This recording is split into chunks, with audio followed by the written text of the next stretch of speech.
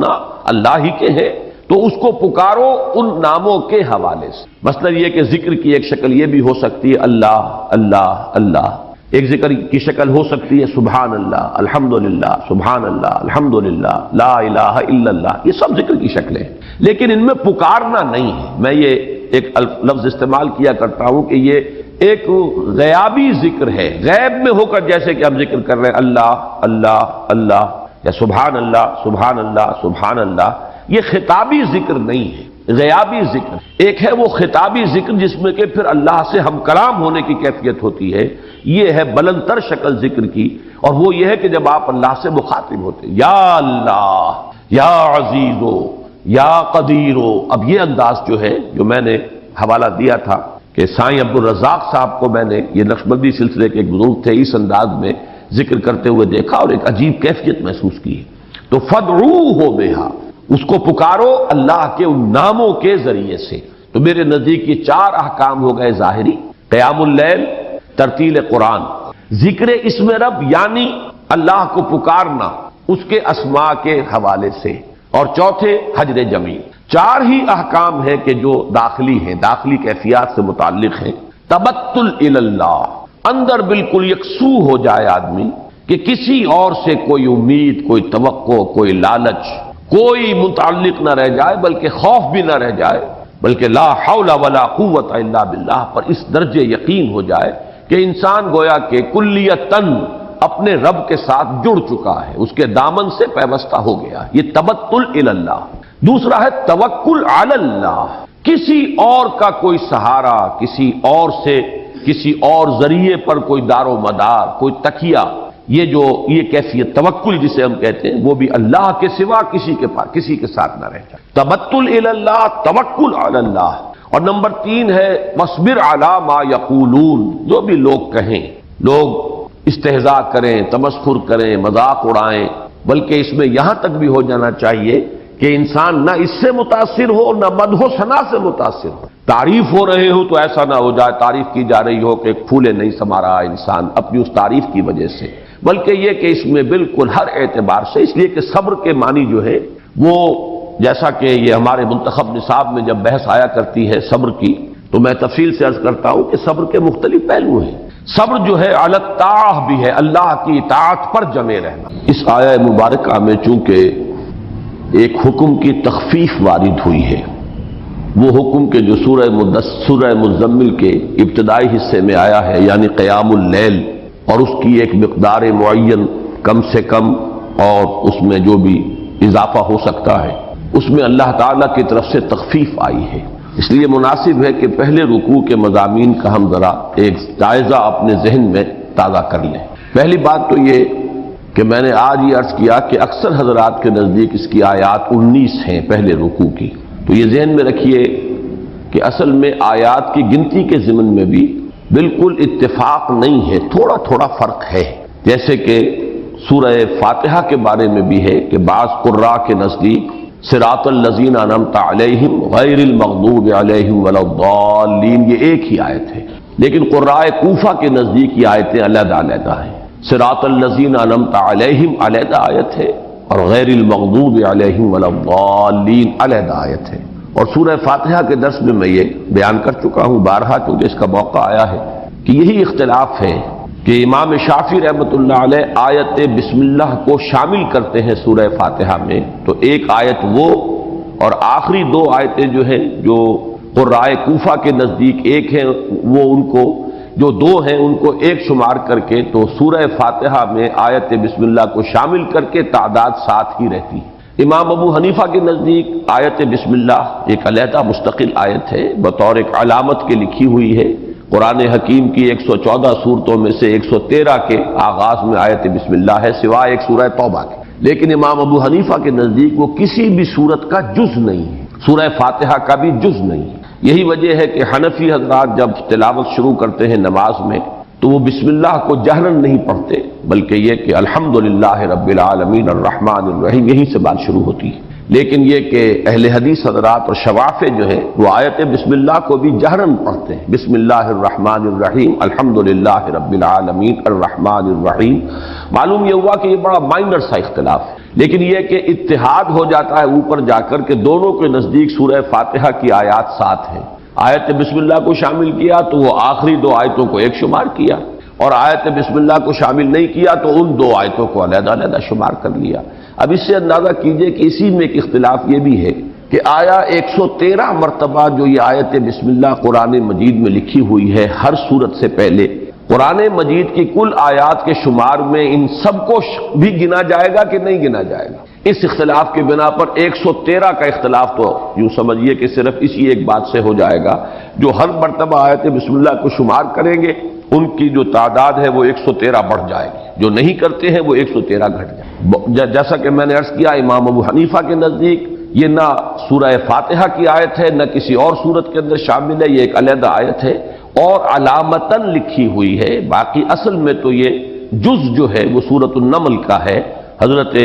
سلیمان نے جو خط لکھا تھا ملکہ بلقیس جو تھی سبا کی ملکہ، ان کو انہ من سلیمان و انہ بسم اللہ الرحمن الرحیم. تو یہ آیت مبارکہ قرآن کی آیت ہے لیکن در حقیقت سورتوں میں یہ صرف سورۃ النمل میں شامل ہے. اسی طرح کے چھوٹے چھوٹے اختلافات اور بھی ہیں گنتی کے، لیکن یہ کہ اکثر و بیشتر جو گنتیاں ہیں وہ 6200 سے کچھ اوپر یہ ہے کہ جو مختلف قرآن ہیں اور مختلف جو بھی محققین ہیں انہوں نے گنتی کی ہے. تو یہ بڑا مائنر سا اختلاف ہے. یہاں میں اس لیے عرض کر رہا ہوں کہ سورہ مزمل کے پہلے رکوع کی قرائے کوفہ اور ہمارے پاس جو مصحف ہیں اور ہم لوگ جو قرآن پڑھتے پڑھاتے ہیں یہ در حقیقت کوفے کے جو استاذ تھے قرات کے در حقیقت انہی کی رائے پر ہے. تو ان میں تو سب جگہ آپ دیکھیں گے کہ پہلے رکوع کی جو ہے آیات 19 اور دوسرے رکوع کی کل آیات 20، لیکن بعض حضرات کے نزدیک آیات ٹوٹل سورہ مزمل کی آیات 19 یا 18 بھی ہے. اسی لیے میں نے آج کہا کہ اکثر حضرات کے نزدیک پہلے رکوع کی جو 19 آیات ہیں جو ہم پڑھ چکے ان کے مضامین کا خلاصہ تھوڑا سا میں آپ کے سامنے بیان کر رہا ہوں کہ ان 19 آیات میں خطاب اگرچہ کفار سے بھی ہے، بالواسطہ بھی ہے بلا واسطہ بھی ہے. بلا واسطہ یعنی ڈائریکٹ خود براہ راست مخاطب ہو کر بھی اللہ تعالیٰ نے فرمایا انا ارسلنا الیکم رسولا شاہدا علیکم کما ارسلنا الی فرعون رسولا. تو یہ بالکل براہ راست خطاب ہے. اس سے پہلے جو ہے ذرنی والمکذبین اولی النعمت ومہلہم قلیلا ان لدینا انکالا وجحیما وطعاما ذا غصۃ وعذابا علیما. اب یہ جو خطاب ہے بظاہر حضور سے ہے صلی اللہ علیہ وسلم، لیکن اس میں بھی انذار اور دھمکی جو ہے وہ ان کفار و مشرکین کے لیے ہے جو حضور کی مخالفت کر رہے تھے. لیکن یہ کہ یہ جو خطاب ہے خواہ کفار سے وہ بالواسطہ ہے یا بلا واسطہ ہے، یہ تھوڑا حصہ ہے اس سورہ مبارکہ کا. اکثر میں نبی اکرم صلی اللہ علیہ وسلم سے براہ راست خطاب ہے اور واحد کے صیغے سے خطاب ہے. اس میں جو احکام آئے ہیں ذرا ان کو گن لیجئے. مجھے آج یاد آ رہے ہیں پروفیسر یوسف سلیم چشتی مرحوم، کل جمعے میں بھی ان کا تذکرہ آیا اور میں نے ان کے لیے دعائے مغفرت وہاں کی تھی. آج پھر مجھے وہ یاد آئے کہ وہ ایک ہندو فلسفے میں اور ان کے ہاں جو تصوف ہے اس میں ایک اشٹنگ مارگ کہلاتا ہے، یعنی 8 نکات پر مشتمل ایک پیوریفیکیشن آف دی سول، یا جسے ہم کہیں گے تقرب اللہ. مارگ کہتے ہیں راستے کو، شاہراہ کو، شارع کو. آج کل اگر آپ کہیں ہندوستان میں جائیں گے تو ہر جگہ مارگ لکھا ملے گا، گاندھی مارگ یعنی گاندھی روڈ. جیسے آپ کے ہاں شارع قائد اعظم ہے تو مارگ کہتے ہیں راستے کو. سلوک کے ان کے ہاں بھی 8 اصول ہیں، اور فرمایا کرتے تھے چشتی صاحب کہ سورہ مزمل میں بھی وہ 8 ہی احکام ہیں جو آئے ہیں. اگرچہ اس وقت جو میں بیان کر رہا ہوں 8 کا ہندسہ تو چونکہ میرے گنتی میں بھی وہی آیا، لیکن یہ کہ وہ مجھے یاد نہیں ہے کہ چشتی صاحب نے وہ بات اسی طور سے بتائی ہو. لیکن یہ کہ اشٹنگ مارگ، اشٹنگ جو ہے یہ 8 کے لیے ہے سنسکرت میں، چونکہ ایرین لینگویجز بہت قریب ہیں. ہشت جو ہے یہ فارسی میں 8 کے لیے، تو یہی اشٹنگ وہ جو ہے وہ اس میں سنسکرت میں ہے 8 کے لیے. تو اشٹنگ مارگ یعنی وہ راستہ جس کے اندر کے 8 مراحل ہیں یا جس کے لیے 8 احکام ہیں. تو اس کے حوالے سے وہ کہا کرتے تھے کہ قرآن مجید میں بھی وہ ایک سلوک کے لیے جو 8 چیزیں لازمی ہیں وہ سورہ مزمل میں آئی. اب یہ تو ایک تذکرہ ہے، اللہ تعالیٰ ان کی مغفرت فرمائے. اللہم اغفر لہ وارحمہ وادخلہ فی رحمتک وحاسبہ حسابا یسیرا. اس وقت میں یہ عرض کر رہا تھا کہ 8 احکام ہیں کہ جو اس سورہ مبارکہ میں حضور صلی اللہ علیہ وسلم سے براہ راست خطاب کر کے اللہ تعالیٰ نے دیے۔ میری تقسیم یہ ہے کہ ان میں سے 4 کا تعلق جو ہے وہ باطنی کیفیات سے ہے اور 4 کا ظاہری کیفیات سے۔ یہ تقسیم کلیتاً میری ہے، اس طرح کی کسی تقسیم کی طرف